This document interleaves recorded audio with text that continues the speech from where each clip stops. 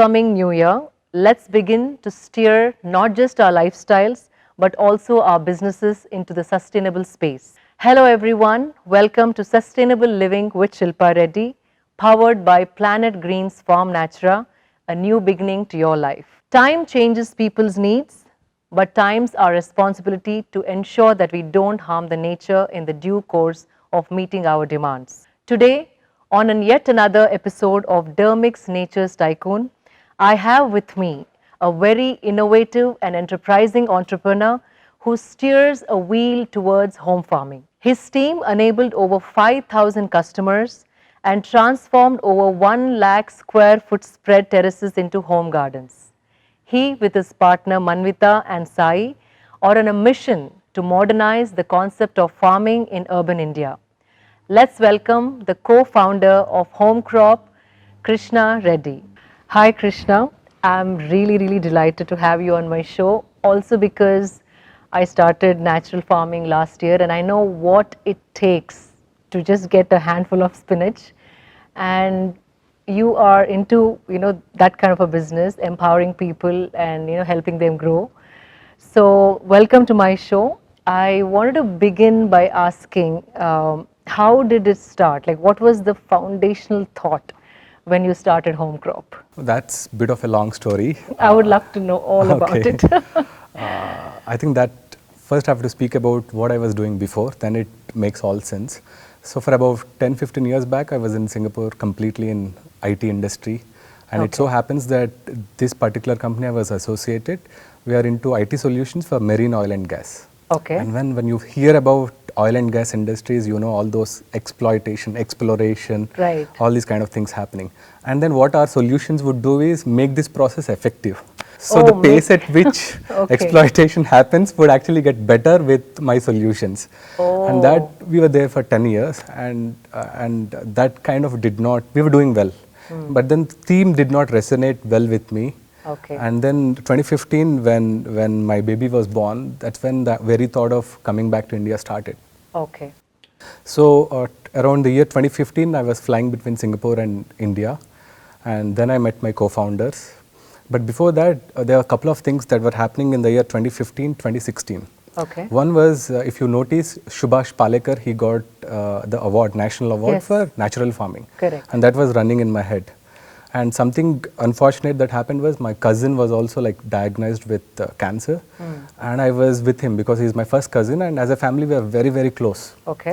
So I was with him for almost 2 months in Mumbai Tata Memorial Hospital. And as a family we believed that it's the food that's the culprit. Okay. So everything was going on, and then the very thought of starting something on our own. So all these thoughts resulted in HomeCrop. Okay. But that's when I also met my co-founders Manvita and Sai.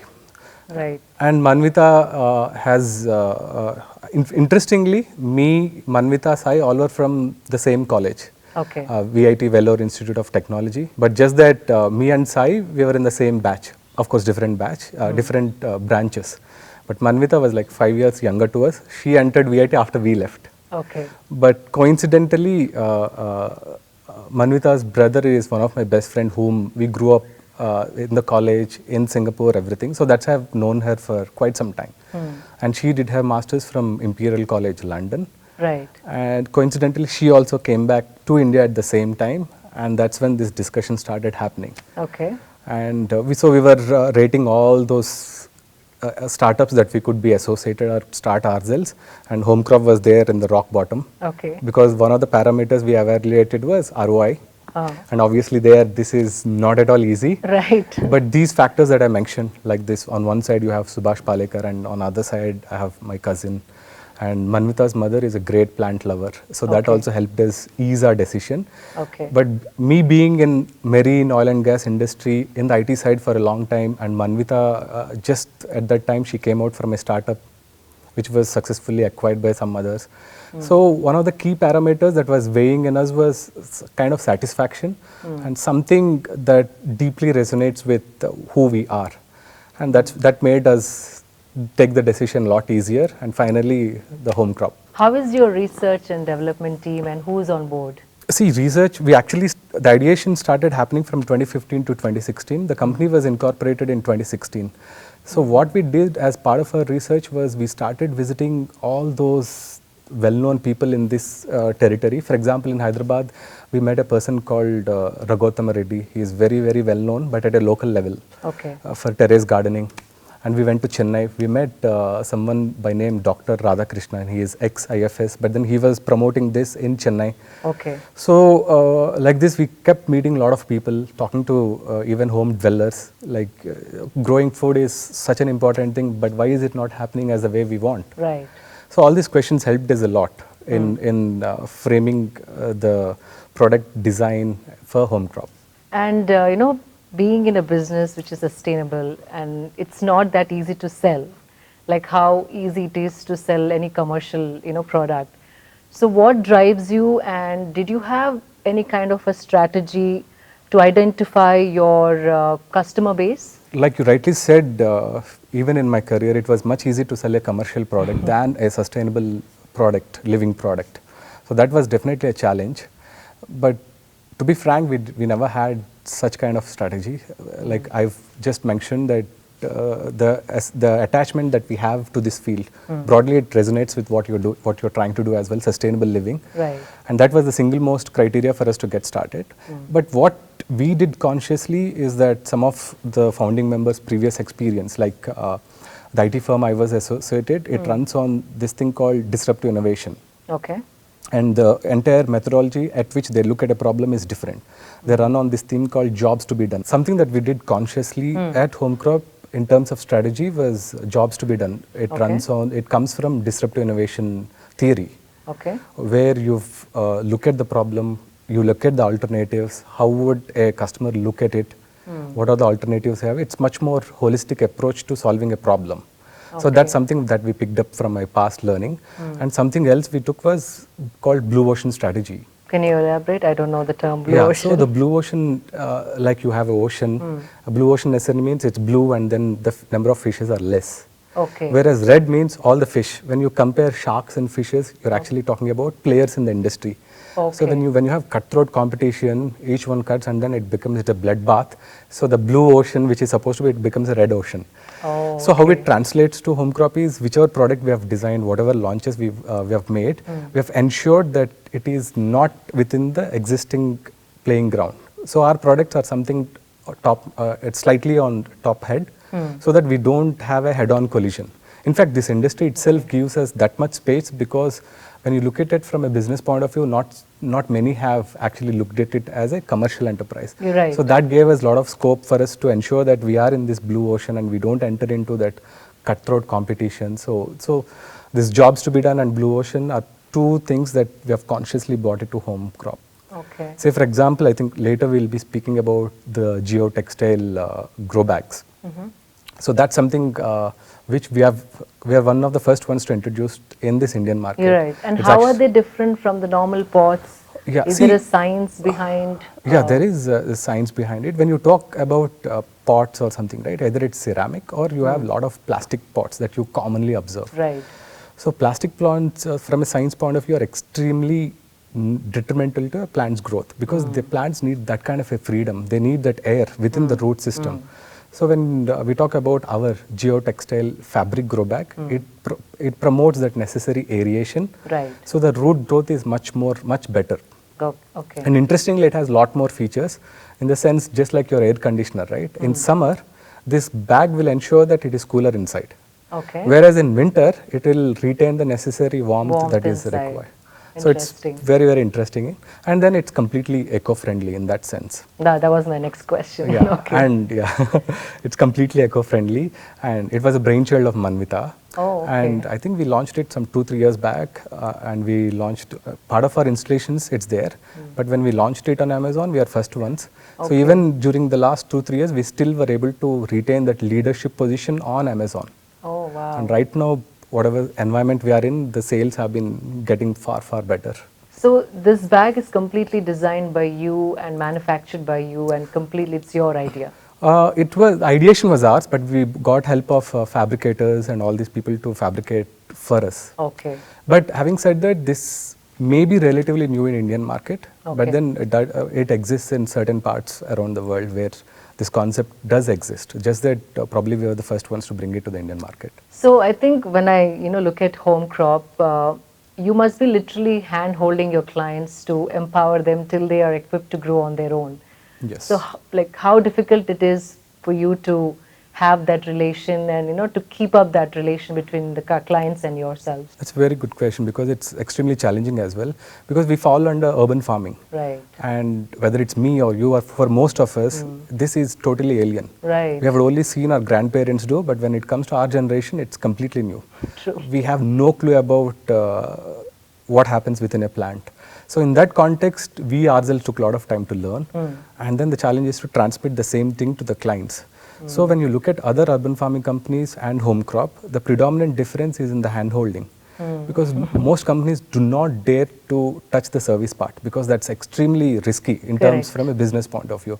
But then we felt that if we neglect this part, the whole soul itself is lost. Yeah, absolutely. So what we do is that for any customer, whenever they come on board, 2 visits are complimentary. Okay. And we have designed that 2 visits are complimentary because first is the germination. When germination happens, we are there to ensure that the plants actually take up. And then after 30 days, we are there again to help the client on what they're doing right, what they're not doing right. So these corrections usually within 1 month, if this hand-holding happens, most customers would be fine. Right. And then on top of that, remote support is anytime free. So any customer can call us, take a picture, discuss us through a video call or WhatsApp call. And that's anytime free, of course, within the working hours. Right. But as your client base keeps increasing, so will you be able to address this? See, usually the difficulty is in the first. For any client, it's the initial 1 month, 1.5 months, that's a bit problematic. So that's why we have ensured that the remote support is always free. So we have a technical team who would help the clients remotely. But what we have also done is that for whatever reason, if someone has any difficulty, we have also come up with a maintenance package. Which they can opt for a month, 2 months, 3 months. So we have designed up till 4 months. The 4 months is because that's the plant cycle. It takes from seeding to the harvest. So that's how this service thing runs, and so far it's been giving us positive results. In the sense, most of the clients are able to retain their garden, and then expand their garden. I think that's your ultimate goal, anyways. Yes. As such, in the starting stage, we do give all those basics, but then once we do it at one time, it's too overwhelming for anyone. You're right. So for most people, they would need this. When the problem comes, I need a solution, and only then they remember. So we have this continuous instead of overloading them with too much information all in one go. It looks simple for people who knows, but for them it's difficult. So what are the most common problems that your clients call you guys for? Some certain things can be so easy. Even watering is a big issue because plants, right? If you water them too much, they're not there, and if you don't water, that's also an issue. So we have to literally show them, practically show them how much to water, how much not to water. But luckily, we spoke about grow bag, right? So we have taken necessary precautions that even in the event there is overwatering, we have given necessary design mechanism to ensure that excess water drains off. So that's one thing, and germination. Of course, even then we take a precaution. At every place where we have to plant a single seed, we plant 2 or 3, so that even if one doesn't turn up, they're still happy. And once the plants start growing, this is usually the initial phase is easier. Once they have reached certain stage, then the pest attack happens. And the whole point why we started HomeCrop is toxin-free food. Access to toxin-free food. Absolutely, yeah. So we can never use a chemical. We don't want to use a chemical, and we can never use a chemical to get rid of. So all it has to do with organic means. And that's extremely difficult, and that requires a client's continuous observation. If a client doesn't look at a plant for a day or 2, and if there's a pest invasion, that's extremely difficult. Yeah, the whole crop is gone. If they let us know on the same day, then it's easy. As such, we have a lot of preventive measures, but then they also have to be extremely prompt, just like your pets at home. Such is the care that they have to take care when the plants are at home. So do you have something from your company that you give to your clients to control the pests? Yes, as such, when we prepare the media, we add a lot of pongamia cake, neem oil, neem cakes, everything gets added. That itself helps. But then that will only sustain for a certain amount of time. So as such, we give them certain formulations in terms of sprays, which they have to do it once a week. So that is a preventive measure. Right. But despite all these things, when there is a seasonal change, so the pest attack will happen. True. And it's a good sign. When a pest comes to your garden, it means that it is organic. Okay. When you use a chemical source, no pest would eat. They are smart enough, unlike us. They know what to eat, what not to eat. Right. So they would never come to a chemical garden. Well, your organic garden, they would come. Okay. Yeah. So we have all these things. Maybe just to add on, right, in this question. So what we have also been doing recently, last 2-3 months, went into heavy R&D precisely for this question. In the sense that setting up a garden is extremely easy, but sustaining a garden is extremely difficult. I agree. So we've, me, Manvita, Sai, last 3 months we are completely into this R&D. Luckily, we managed to get a scientist of international caliber to come on board. Wonderful. Who has been with plants as such. You've heard of human probiotics, right? Right, yes. So there is similar things for plant probiotics as well. Right. Which genuinely increases the resistance from within, like what it does for humans.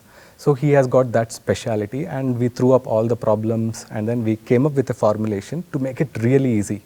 In the sense, day one, once you have planted with this media, subsequent weeks, there is a spray that has all these plant probiotics, which increases the resistance, pest management, nutrition management, everything comes in a single spray. All that you have to do is weekly once. Be regular with your spraying. That's it. And it will take most of it. But what you've also identified is there are like regular things that you observe on the leaves, like the white lines. Patches and lines. White lines. Right. And then so for all these, we have got a emergency kits. So one moment you notice this is what you have to do. Oh, wow. So this, like the DIY concept, we are coming up with something called Grow It Yourself series. Okay. Wherein we don't have to be with you. You could take this kit, buy from Amazon or whichever source, and you are self-sufficient with this kit. So that is also a blue ocean for that example, which Right. no one has done it so far in our country. I think I need to buy that kit as well. Wow, this is really impressive. Like, you are literally addressing the problem from every angle possible. Yeah, I think this comes out of all the struggles that we underwent in the last 4 years, because only when you're on ground, only when you understand client trouble, then these kind of insights comes into, first is problem identification. Once your problem identification is done with the kind of science and technology we have, I think it's easy to match them.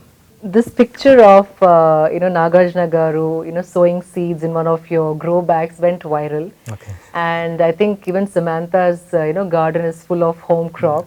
So how did this happen, and did that really give a boost to your company? I think firstly it gave us a lot of boost to us as a team. Okay. Because this happened immediately after the lockdown was released. Right. And before that, it was extremely difficult business, like most of the sustainable businesses. And we were contemplating on brainstorming various models. And close to the lockdown lifting, suddenly we got an email. And I was actually talking to Manvita on the call, and then I was checking my phone, and email came from Samantha. Okay, is this which Samantha? Is it our Samantha or someone else? And then then Manvita called her. That was our first interaction. Okay. And then she said, okay, I know about HomeCrop. I've been doing my own research. What can you do for me? And then we met her. The experience was so beautiful that she was involved personally for each and every meeting and for the installation. Right. And something that surprised me was, like I just mentioned, right, with any client initially we do the knowledge transfer. And she was insistent, any knowledge please transfer to me first. Right. And I'll transfer to my helpers. Correct. So she was so particular, and we Right. gave her, since she was so excited, we gave her a bundle of things to read. And the next day at 6 o'clock, Manvita got a list of questions. Tuck, tuck, tuck, tuck. So that was beautiful experience. Right. And probably because of the care that she has for her garden, the yield was fantastic. Right. I know, I saw some pictures like where she has a bunch of carrots. Yeah, I mean, recently. from just a terrace garden, it was so hard to believe that so much yield could happen. Yes. And interestingly, the pictures went viral, and we have a lot of inquiries. Right. And that was a brilliant experience. And she also took us to Nagarjuna Garu. Right, Because she was so happy with her garden. She took us, and that was also one extraordinary experience to have work on Nagarjuna Garu's garden. Right. It was also interesting in the sense that he was there throughout the installation. They are all like, plant lovers and animal lovers. That's and what I we can realized. imagine. Yeah. And the interesting thing was, he mentioned, okay, wherever possible, please involve me. And then the entire seeding part for the entire garden, he did it himself. Right. And that's not so imaginable for us. Right. And towards the end, it was such a pleasant experience when he thanked us. Thank you for making this garden beautiful, which we don't usually hear, but then he was there. So I also heard lockdown and this pandemic did good to your companies. Can you elaborate how? Yep. See, I've just mentioned that before COVID, we were seriously contemplating on our business models. Does this online installations having such kind of manpower, would it make business sense? So those were running in our mind. Of course, online, I just mentioned about Amazon and other things that were doing fine. So should we scale down this and just focus on that? These thoughts were running around. And then suddenly, all of a sudden, this thing was abrupt for all of us. That came. Right. And then Sam and Nagarjun Garu happened for us. Suddenly, the phone started ringing often. Naturally. But the major difference is before COVID, even when people call us or when we approach them, there's a lot of, you have to create a lot of awareness. Why should you have it in the first place? And then you would have very interesting questions. How much is this kit? Okay, outside I'll get a tomato for 10 rupees. Does it make sense? And then I have to explain everything. Okay, this is not the way to look at. First of all, you have to compare with organic. Right. And even if it is organic, all our publications, every day they keep telling us 90% of organic stuff is not organic. Correct. So can you believe it is organic? So you can't believe. So the only option left is you have to grow it yourself. That's one. And then I have to tell them, if you don't eat this, you'll have other expenses like hospital expenses. So when you compare all this is a no-brainer. Probably 1% of this entire spending that you make, you have to invest in your garden. So a lot of time happens in this itself. But post-COVID, Everyone is importance sure of about health. even when you try to explain why you should no need. I'm very clear on why need. Wow. And then just right to the point, how much does it cost? How much area? What varieties can I grow? So it made your job pretty easy. It was unimaginable for us. We never thought that this thing could happen in our industry. The last 3 years were different, and just that last 3 months were totally different. So Krishna, what is your idea of sustainability? That's a good question, because whether it's HomeCrop or even all other startups that me and my team were associated, the underlying theme is sustainable living. If this one factor is missing, we would not even touch that. We would not invest our lives into that. So, but when I think deeper into this, why, like me, Manvita, Sai, why are we so similar? Because it's very uncommon for people to have this kind of personality. Right. But for all the 3 founding members, this has been a core inherent trait of us. And interestingly, when I think about it and reflect, I was actually nicknamed as Captain Planet in my college days, because I would be very angry at my friends if I see them wasting the water, the tap is open, and if I see them wasting the food. So that was there. And when I go back even deeper personally, me and my family, we come from a village. So when I was born, when me and my brother were born, we moved to a town. And in those days, just for water, drinking water, you have to queue up in front of a tap. And me and my brother, we were helping my mother. Oh. I think could be one of the main reason why this looking at planet Earth, Mother Earth, or looking at each and every resource with a lot of care, precision, might have crept into my personality, and that becomes a critical factor in whichever decision I make. Wonderful. And same is the case with Manvita. As I said, her mother is a plant lover. Right. And despite whoever she is, similar kind of family settings I've observed. And same is the case with Sai. Interesting thing about Sai's family is that they have made that change in all their water facility, that the water flows at a slower rate.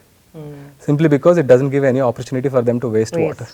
I think that probably is a family thing as well. So it's like your vibe attracts your tribe. I think holds true in your business partners. So I also learned about your school crop. Can you elaborate all about that? This is very interesting, and it makes it even more interesting to have this conversation with you. I'll explain you why. Okay. School crop runs on this philosophy. Whether it's your life or education, it should not be taught in isolation. The moment it is taught in isolation, the essence is lost. So when we were scripting the genesis of school crop, one word that defines school crop is actually Ekam. Oh. That's why I said it is interesting in that sense. I knew you were getting there because, the philosophy sounded exactly like what was in my mind. Yes. So, in that sense, school crop runs on this particular methodology called GBL, garden-based learning. And previously when I was talking to Kanti, he rightly summed up in a sentence that all our science and technology has originated from agriculture. That's why you have the word culture in agriculture. Right. So there is nothing that can be taught using this garden or for that matter agriculture. So what we do is we make use of urban farming, which we are already doing through HomeCrop. So HomeCrop becomes a foundation for school crop. Okay. And we use these tools to make a curriculum out of entire things. So we have taught math, we have taught bit of physics, and all our festivals for that matter, Pongal, everything is seasonal, the change of sun directions. Yeah, the harvest. And, Exactly. all of Yeah, that. everything revolves around this. And then it becomes extremely interesting for children. And it started as an experiment. But then if not for COVID, that would have been such a fantastic journey as well. I think, do you also believe that you have to educate a common man to change his spending pattern when it comes to food? Because I think the budget we allot for food is a lot less than what we allot for other things in our lives. That's unfortunately so true. When it comes to food, cheapest is what most of us decide.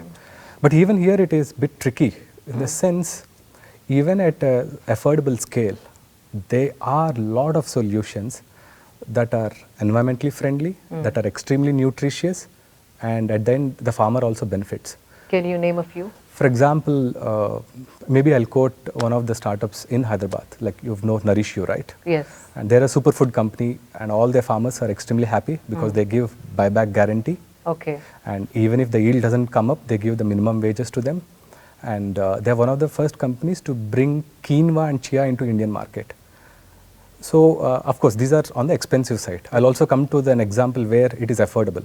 But then because chia and quinoa, the reason why is because all the affluent people, we have that habit of aping the West, so that becomes easy. Superfoods, what they come from there, we just that becomes want to easy use and then it percolates down. Correct. But quinoa and chia are extremely eco-friendly in that sense. They would not treat these kind of fertilizers and everything to be sprayed, and it can be grown in even areas like Rayalaseema. Okay, with less water. Less water requirement. And I said I'll quote you another example. Right? Millets are classical example. It's very much affordable. Right. Of course, right now processing is taking, but when with good technology, even that cost could come much, much lower. And this is not something so alien to us. This is what we have been doing. From thousands of years. Exactly. Just those, I think we as a nation last 20, 30 years is something we went wrong. We started losing what we have and started copying certain things from everywhere, which are not at all sustainable. Otherwise, all our practices have been super sustainable. You're right. We don't have to learn from, only our grandparents are good enough to teach us what we have to do. Exactly. So do you think there is hope? Because I've seen a lot of people, having this dialogue of bringing back, going back to our roots and bringing back our old way of doing, things, like whether it's agriculture or skincare, anything that for that matter. So do you see that happening also? Because that's the only way. Because everything else is not sustainable. You have the solution, 2-3 problems would pop out. And these are age proven, like for decades together proven. Right. That definitely would happen in my opinion. As an entrepreneur, what would your suggestion be for startup, startup companies who are again in sustainable sector? What should they keep in mind, and what practices should they adopt to keep their businesses sustainable? That's really a tough question because we are in the midst of cracking. Of course, right now we are confident that we will crack it. But as such, one thing I could say to all of them is the timing. This time, what we are having now, there has been no time that has been conducive for sustainable businesses. Because for most businesses, you don't have to talk about awareness part, which is a big saver. Right. So this is a brilliant time for anyone who has thought about sustainable business. Right now is the time for them to get into this. And I can only foresee that these businesses that are involved in sustainable only will get bigger and bigger.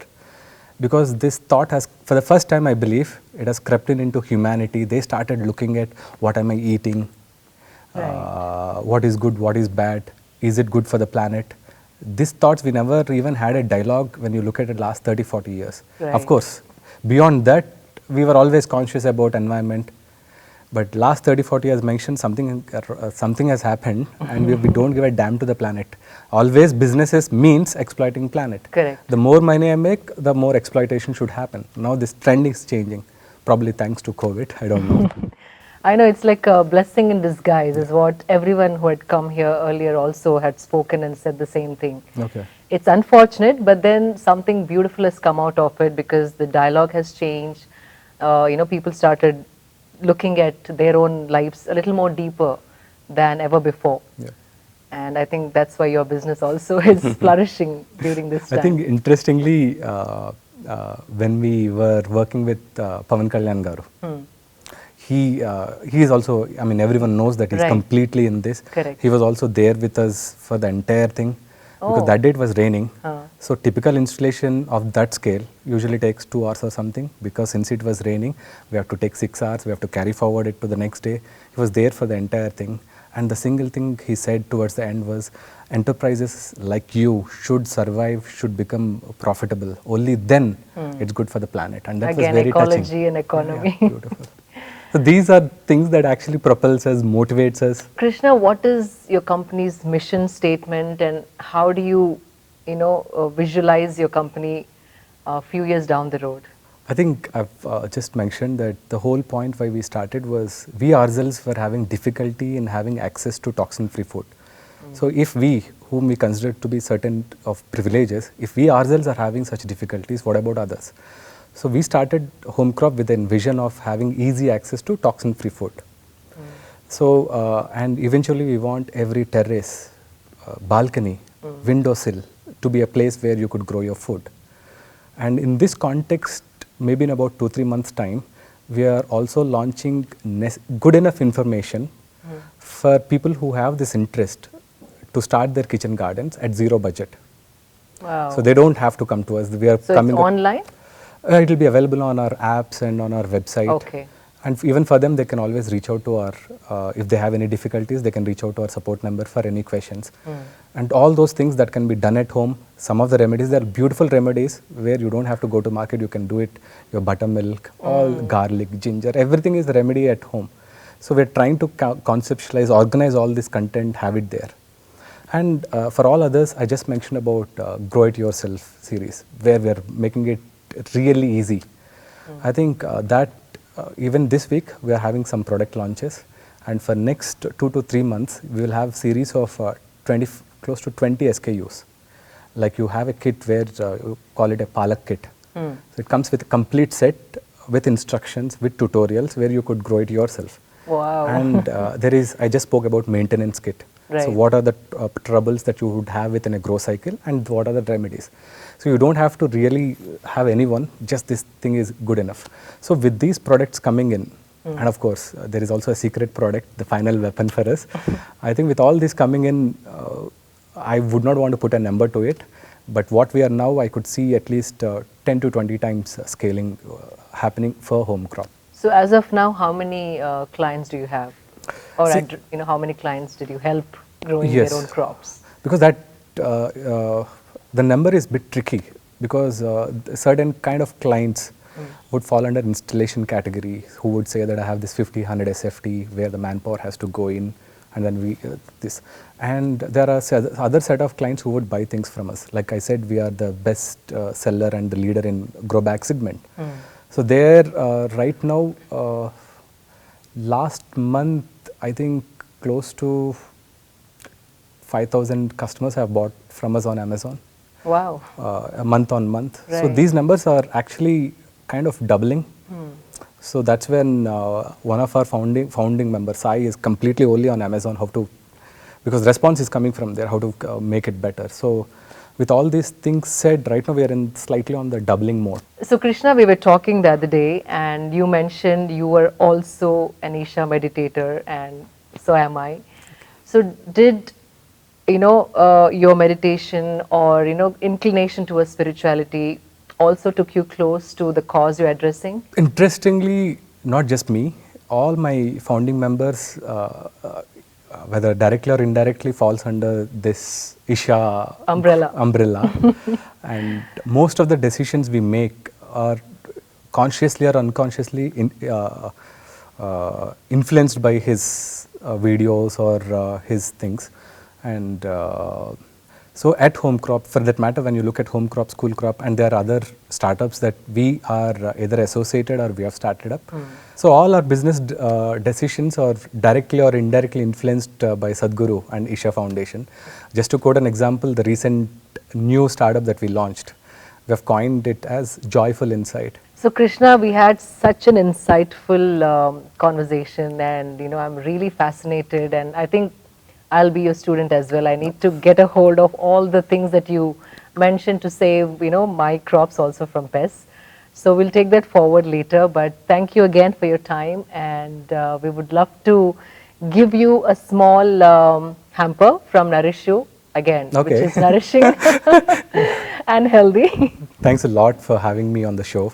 A pleasure It was is a pleasant ours. conversation. As a token of appreciation for your time and effort for coming here, we have a hamper from Nourish You. Nourish You. Yeah, thank you so much. I hope you all enjoyed the conversation. Please make sure you subscribe to my channel. Stay tuned for more updates. See you all next week. Shilpa Reddy signing off.